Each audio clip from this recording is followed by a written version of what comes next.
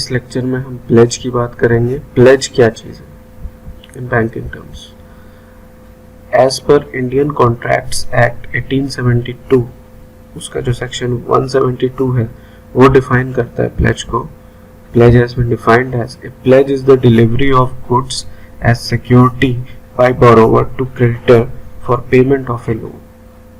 अगर हम रिकॉल करें हाइपोथिकेशन में, जैसे हमने बात करी थी कि जो सिक्योरिटी है वो मूवेबल प्रॉपर्टी होती है, यहाँ पे भी सेम है। मूवेबल प्रॉपर्टी है या कोई गुड्स भी हो सकते हैं जो कि मूवेबल है, वो एज ए प्लेज करता है बोरोवर सिक्योर्ड क्रेडिटर को, मींस बैंक को, for payment of a loan. यहाँ पे only goods movable assets excluding actionable के claims can be placed. Actionable claims क्या है? ये जनरली लाइफ इंश्योरेंस पॉलिसी होती है जिसमें हमारा कंडीशन अप्लाई होती है कि भाई ऐसा होगा तो लाइफ इंश्योरेंस पॉलिसी हमारी मैच्योर हो जाएगी, या कोई इंसिडेंट पे जो भी क्लेम होता है उसको एक्शनेबल क्लेम कहते हैं।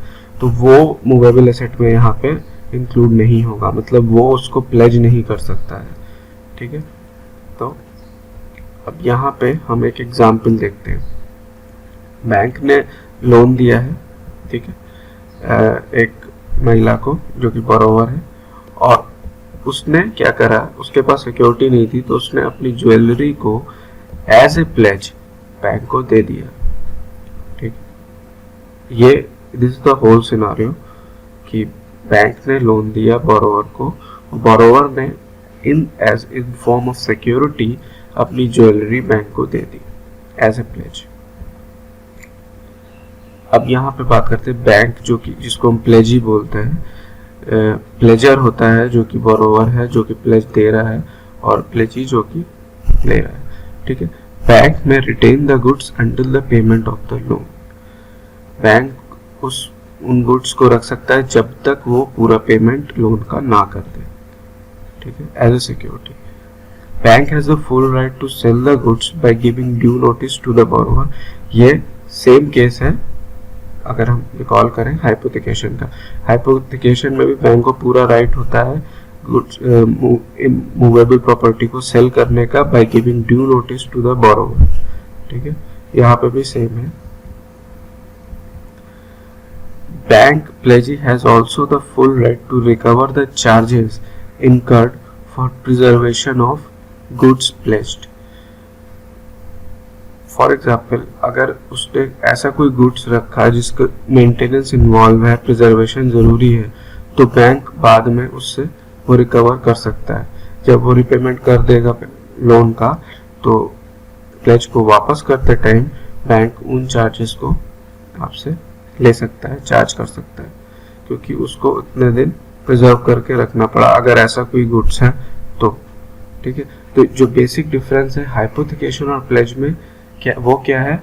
हाइपोथिकेशन में जो सिक्योरिटी है, मूवेबल एसेट है, वो बोरोवर के पास ही रहता है और वो उसको यूज कर सकता है, बट उसको बस वो हाइपोथिकेट कर देता है कि भाई ये बैंक को मैं दे दूंगा जब रिपेमेंट मेरा नहीं हो पाए। तो प्लेज में क्या है कि बोरोवर ने पहले ही दे दिया है as in form of security, pledge कर दिया है। बट बैंक क्या है कि उसको रीपेमेंट से पहले, जब तक वो रीपेमेंट ना कर दे तब तक वो उसे सेल नहीं कर सकता। जब वो डिफॉल्ट होगा तब उसे उस प्लेज को वो सेल कर सकता है, उसके पास पूरा राइट है। तो यही डिफरेंस है। हाइपोथिकेशन में सिक्योरिटी जो है वो किसके पास रहती है? बोरोवर के पास, और प्लेज में सिक्योरिटी रहती है क्रेडिटर के पास, मतलब बैंक के पास। थैंक्स गाइस, होप आपको ये कंसेप्ट प्लेज का समझ में आया होगा। Stay connected with our channel banking सूत्र।